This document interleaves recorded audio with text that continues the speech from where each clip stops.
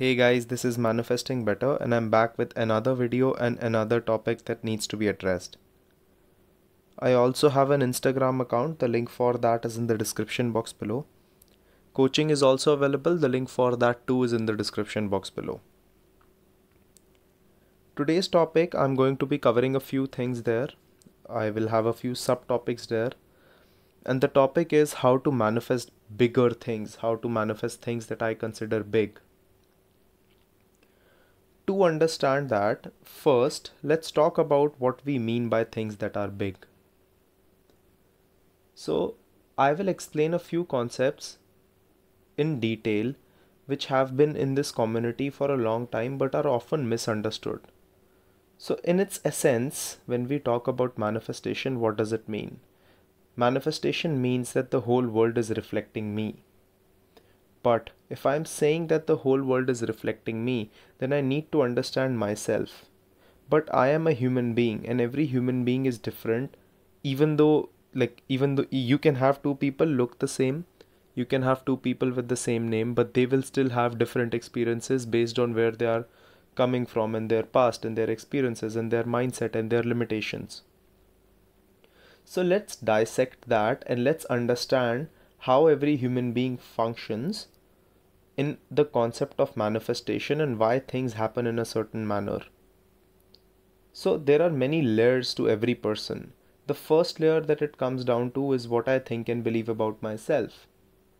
So do I think I'm good enough? Do I think I'm not good enough? Do I think I'm worthy? Do I think I'm not worthy? This is what we call self-concept and this is what we call self-image. And think of this as the soil on which the rest of our beliefs are built. So let's say our soil and the way that we think about ourselves is the first place. Our rest of our beliefs are built on that. So our assumptions about relationships will be built on that. Our assumptions about marriages would be built on that. And I'm not saying that if I have a good self-concept, I cannot have bad assumptions about one thing. Or if I have a bad self-concept, I cannot have good assumptions about one thing. I'm just talking about it in general that usually when we have a self-concept that is not coming from a good place, we do have opposite assumptions about many things. So now think about it that all these assumptions and all these beliefs and all this, the whole characterization of our own self, after we do that, every human being in their own mind finds things that they think are achievable for them and find things that they think are not achievable for them. This is also based on our past, our beliefs, our current life, our assumptions, etc. So the things that we find are achievable for us are the things that we think are smaller things. These are things that we think we can get anytime. These are things that don't affect our life much. These are things that don't put us on an emotional roller coaster every time they come. These are things that are not very affecting to us in a long-term manner usually. And the things that we think are big are the things that we think are above us, which means that not above us in an egoistical manner, above us as in we don't think that that is very achievable to us and we think that they are too good to be true, which means that these things coming into our life would be a very big deal for us.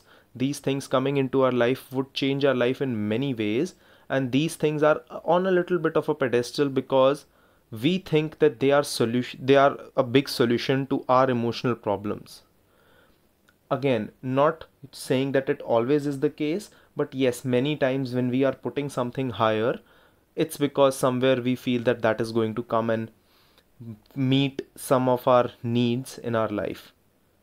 It can be the other way around, but we can still be emotionally fulfilled and still have things on a little bit of a pedestal that we think are big. So this is what we usually call something as big or something as small. Now, when people talk about everything is easy to manifest, it's as easy to manifest a cup of coffee as it is to manifest a relationship. Let me change that definition up a little bit.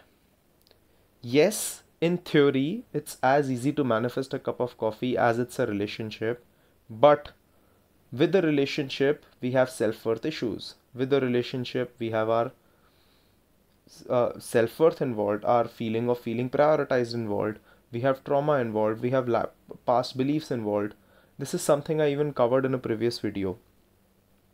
So the definition, a newer and a better definition would be, instead of thinking about big things as things that are life changing, let's consider big things as things that have a lot of opposite limitations in front of them.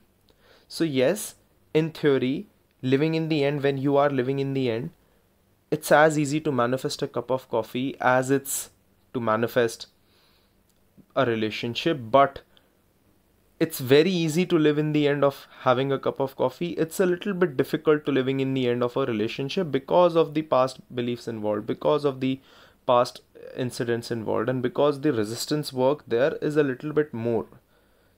If you live in the end of it, the process is that simple. It comes that way. But to get to that level where you live in the end of it, these things usually do help when you clear them out of the way. Now, it doesn't mean that you necessarily have to do that. It just means that you should do that, not just to get it, because it can come anyway, but to sustain it and to be happy. Why do we want to hold certain beliefs about things in our life that are not serving us? Now, after we change the definition, now this is where it comes down to how to do that and how to go about manifesting bigger things. Nothing is big. Basically, this is what I'm trying to teach you. It's something that I have made big in my mind. But when I'm making something big in my mind, it's because somewhere I feel inferior to that thing. I'm putting that thing in a place where it has become a vessel for me into receiving a certain set of feelings that I am not able to provide myself, and it has become a direction for me where I think it will be a solution to all my problems. So to manifest big things, the better plan of action and the best way to go forward would be to first put yourself into a position where you think of this thing as something normal, where you think of this thing as something abundant, where you think of this thing as something that is easy for you to come.